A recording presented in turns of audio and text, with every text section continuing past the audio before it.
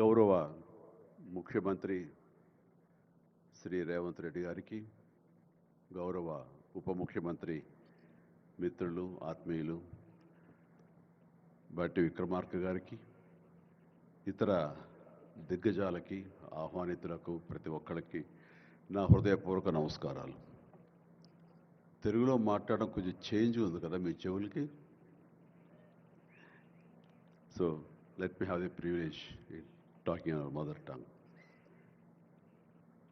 ఇక్కడ మీ అందరికీ అనిపించవచ్చు, ఇక్కడ ఉన్నటువంటి ఆహ్వానితుల్లో చీఫ్ గెస్ట్ ఒక్కొక్కళ్ళు ఒక్కొక్క రంగానికి సంబంధించిన వాళ్ళు, ఫైనాన్స్ రంగానికి సంబంధించిన వాళ్ళు, అలాగే మాజీ గవర్నర్ ఆర్బీఐ సుబ్బారావు గారు, అలాగే ఇతర ఫైనాన్స్ వ్యక్తులు, అలాగే ఆటోమొబైల్ దిగ్గజం మహేందర్ గారు, ఇంతమంది ఉండగా వీళ్ళల్లో చిరంజీవి ఏమిటి సినిమావాడు అనే భావం మీకు ఉండొచ్చు. మీకు కదా, నాకే ఉంది అది. నేను ఎంతో ఇక్కడ ఫిట్ అవుతాను అని నాకే అనిపించచ్చు. కానీ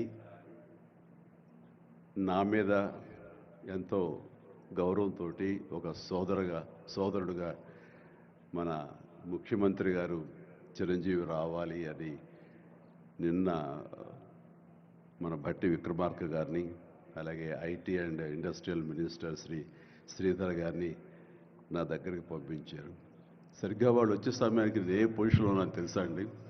ఎవరో అమ్మాయితో డ్యాన్స్ వేస్తూ ఉన్నాను. చాలా ఇబ్బంది అనిపించింది అన్నపూర్ణ స్టూడియోలో. సో ఆ సమయంలో వాళ్ళిద్దరు కూర్చోబెట్టి షూటింగ్ ఆపేయంట్రా అని చెప్పి వారి ఇచ్చిన తర్వాత అంత ఆప్యాయంగా నన్ను ఆహ్వానిస్తుంటే, ఇంత గొప్ప సభకి, ఇలాంటి ఒక గొప్ప గ్లోబల్ సమ్మిట్కి, తెలంగాణ రైజింగ్ అంటూ ఒక గొప్ప ఇనిషియేషన్కి 2047 ఇది ఎట్లా ఉండాలి అనే ఆ ఊహ తన బ్రెయిన్ చైల్డ్ అయినటువంటి మన ముఖ్యమంత్రి గారు ఆహ్వానిస్తే అది చాలా ప్రివిలేజ్డ్గా ఫీల్ అయ్యాను, ఎంతో గౌరవంగా ఫీల్ అయ్యాను, ఎంతో ఆనందంగా ఉన్నాను. మీ అందరితో పాటు ఈ రోజున ఇక్కడ నేను పార్టిసిపేట్ చేయడం అనేది నాకు దక్కిన గొప్ప అవకాశం, గొప్ప అదృష్టంగా నేను భావిస్తున్నాను. అయితే ఇక్కడ కేవలం చిరంజీవికి మాత్రమే ఇచ్చారు, అందుకే చిరంజీవిని ఆహ్వానించి ఇక్కడ కూర్చోబెట్టారు అని నేను అనుకోవటం లేదు. ఇది రేవంత్ రెడ్డి గారికి సినిమా పరిశ్రమ మీద ఉన్నటువంటి గౌరవం, సినిమాల ఇంపాక్ట్ ఈ సొసైటీలో ఎలాగ ఉంటుందో బాగా తెలిసిన వ్యక్తిగా వాళ్ళందరి తరపున ఒక వ్యక్తి ఉండాలి కాబట్టి చిరంజీవిని ఆహ్వానించారని మాత్రమే అనుకుంటున్నాను. ఈ రోజు నేను ఒక చిరంజీవిగా రాలేదు, చిత్ర పరిశ్రమ తరపున ఒక ఏజెంట్గా, వాళ్ళ రిప్రజెంటేటివ్గా నేను ఈ రోజున వచ్చాను, ఇక్కడ ఆహ్వానించబడ్డాను. కాబట్టి దానికి ప్రత్యేకించి పరిశ్రమ తరపున శ్రీ రేవంత్ రెడ్డి గారికి మనస్ఫూర్తిగా నా హృదయపూర్వక ధన్యవాదాలు తెలియజేస్తున్నాను. సార్, మీకు గుర్తుంటే మీరు ప్రభుత్వం ఏర్పాటు చేసిన కొత్తల్లో మొదటి వారంలోనే ఎప్పుడో నేను మిమ్మల్ని అభినందించడానికి నేను వచ్చినప్పుడు మీరు నాతో అన్న మొట్టమొదటి మాట, ఈ హైదరాబాద్ని ఫిలిం హబ్గా చేయాలి, అదేదో ఒక తెలుగు ఇండస్ట్రీ వరకో, లేకపోతే సౌత్ ఇండియన్ ఫిలిం ఇండస్ట్రీ వరకో, లేకపోతే భారతీయ వరకో కాదు, గ్లోబల్ మనకి ఏమి తక్కువ అని, ఇక్కడ ఏ వనరులు తక్కువ అని చెప్పేసి, ఏ ఎంకరేజ్మెంట్ తక్కువ అని చెప్పేసి మనం ఎందుకు చేయలేకపోతున్నాం, ఎందుకు కొన్ని తెలుగు ఫిలిమ్స్ ఒక లాంగ్వేజ్కే మనం కన్ఫైన్డ్ అయ్యాం. కాబట్టి నా ఉద్దేశంలో ఇది గ్లోబల్గా అన్ని రకాల ఇండస్ట్రీస్, ఇతర లాంగ్వేజ్ నుంచి సినిమా వాళ్ళు ఇక్కడ రావాలి, ఇక్కడ షూటింగ్ చేసుకోవాలి, అది నా ధ్యేయం అని అన్నప్పుడు చాలా ధైర్యంగా మాట్లాడుతున్నారు. చాలా అది నిజం కుదురుతుందా?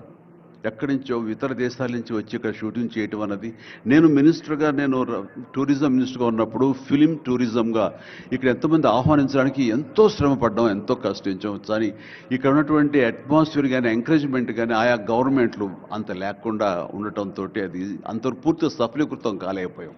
ఆ ఉద్దేశంతో నేను ఎంతో కొంచెం స్కెప్టికల్గానే ఉన్నాను. ఎంతవరకు కుదురుతుంది, ఈయన డ్రీమ్ సక్సెస్ చేయగలరా అని అనుకుంటూ, మీరు ఏమైనా చేయండి, మీ గైడెన్స్ ఇవ్వండి, మీరు ఏం చెప్తే దాన్ని ఫాలో అవడానికి మేమందరం రెడీగా ఉన్నామని ఒక మాట ఇచ్చి మాత్రం అన్నాను. కానీ విత్ ఇన్ నో టైం ఇంత పెద్ద ఎత్తున ఈయన అన్ని రకాల సెక్టార్స్ వాళ్ళని ఇన్వైట్ చేసి గ్లోబల్గా అందరినీ వెల్కమ్ చేసి ఈ రోజున అందులో ఒక పార్ట్గా సినిమాలను కూడా ఆయన వెల్కమ్ చేస్తున్నారంటే కనుక అది హ్యాట్స్ ఆఫ్. అది ఆయన ఒక్కరి వల్లే అయ్యింది.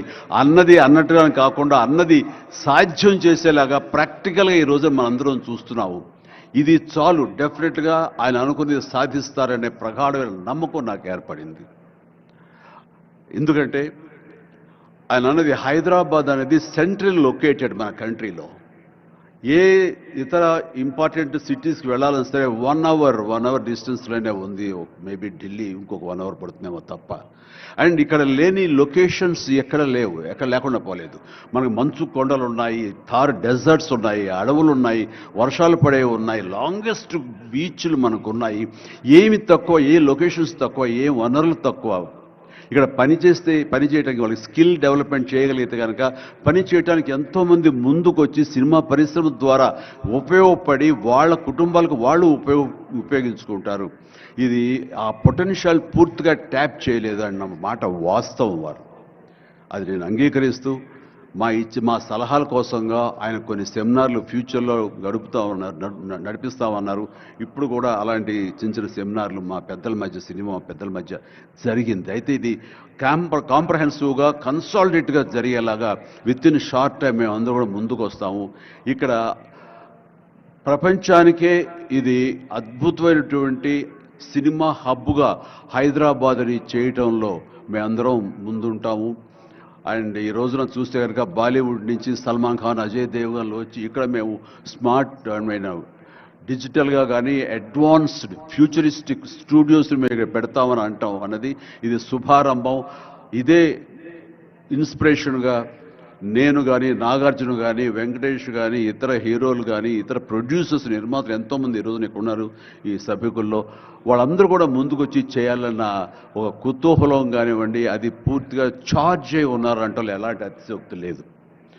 అండ్ ఈ రోజున ప్రపంచపరంగా చూస్తే సినిమా ప్రభావం ఎంత ఉంటుంది, ఈ సాఫ్ట్ పవర్ ఎంత ఉంటుందన్నది నేషనల్ వైడ్గా కూడా కేంద్ర ప్రభుత్వం కూడా వేవ్స్ అనేది ఒకటి ప్రారంభించి అందులో మమ్మల్ని అందరూ కూడా పార్ట్ చేశారు.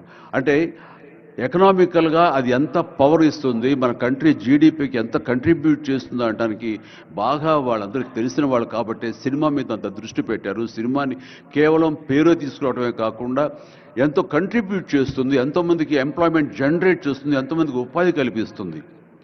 అంటే ఉదాహరణకి కొరియా తీసుకుంటే కనుక కొరియాలో బిగినింగ్ ఇనీషియల్గా వాళ్ళందరూ యూత్ అనేవాళ్ళు ఈవినింగ్ అయ్యేసరికి చాలా పక్కదారులు పడుతున్నారు, కొన్ని వ్యసనాలకి లోనవుతున్నారు. ఆ రకంగా యూత్ నిర్వీర్యమైపోతుంది. ఏం చేయాలంటాం వాళ్ళందరూ కలిపి వీళ్ళని ఎంటర్టైన్మెంట్ వైపు కనుక మనం డైవర్ట్ చేయగలిగితే, be it is music, be it is singing or films, ఇంకోటి ఇవన్నీ ఎంటర్టైన్మెంట్గా చేయగలిగితే కనుక వాళ్ళు ఆక్యుపై అయి ఉంటారు. తద్వారా వాళ్ళు ప్రోగ్రామ్స్ ఇవ్వగలుగుతుంటారు. వాళ్ళందరూ నిష్ణాతులయ్యి వాళ్ళ ఫ్యామిలీకి వాళ్ళు బాసటగా ఉంటారు. తద్వారా వాళ్ళ నుంచి జనరేట్ అయ్యి ఎంతో కొంత వాళ్ళు క్రైమ్ వైపు వెళ్లకుండా ఉంటారు. ఆ రకంగా క్రైమ్ రేట్ తగ్గించుకోవచ్చు అనే భావంతో కొరియన్ గవర్నమెంట్ స్టార్ట్ చేసింది. కానీ ఈ రోజున ప్రపంచపరంగా Korea K pop, K drama, K music అంటూ కొరియన్ వాళ్ళ ఎకానమీ, వాళ్ళ జీడిపికి ఎంతో కొంత కంట్రిబ్యూట్ చేస్తుంది. ఎన్నో బిలియన్స్ ఆఫ్ డాలర్స్ కంట్రిబ్యూట్ చేస్తుంది ఈ యొక్క సాఫ్ట్ పవర్ మ్యూజిక్ అన్నది. అలాగే జపాన్ కూడా యానిమే అని చెప్పేసి వాళ్ళు కూడా వాళ్ళ సాఫ్ట్వేర్, వాళ్ళ ఎంటర్టైన్మెంట్ సంబంధించి ఈ ఎంటర్టైన్మెంట్ యానిమేటెడ్ ఫిలిమ్స్ కూడా ఎంతో కొంత కంట్రిబ్యూట్ చేస్తుంది. అలాగా మీరు ఈ సినిమా ఇండస్ట్రీ మీద, సినిమా పరిశ్రమ మీద ఆల్ ఇండియా లెవెల్లోనూ ఇంటర్నేషనల్ లెవెల్లోనూ ఇక్కడ కనుక వెల్కమ్ చేయగలిగి వాళ్ళకి కావాల్సిన ఇన్ఫ్రాస్ట్రక్చర్ కనుక మీరు ఇక్కడ ప్రొవైడ్ చేయగలిగితే, చేస్తానికి మీరు ప్రిపేర్ అయి ఉన్నారు, చేయగలిగితే కాదు చేస్తున్నారు. దానికి మా నుంచి పార్టిసిపేషన్ కావాలి. ఉదాహరణకి బట్టి గారు నిన్న అన్నారు, సో మన ముఖ్యమంత్రి గారు మీ అందరికీ కూడాను ఇక్కడ ఏమి కావాలి, ఎలాంటి ఇన్ఫ్రాస్ట్రక్చర్ కావాలి, ఏ రకమైన వసతులు ఏర్పాటు చేయాలి అని చెప్పండి అన్నప్పుడు నాకు వెంటనే స్పాంటైనియస్గా తోచింది, నేను వారితో పార్టిసిపేట్ చేస్తాను. ఇక్కడ స్కిల్ డెవలప్మెంట్ కోసంగా మనకు కొన్ని ఇన్స్టిట్యూషన్స్ పెట్టాలి.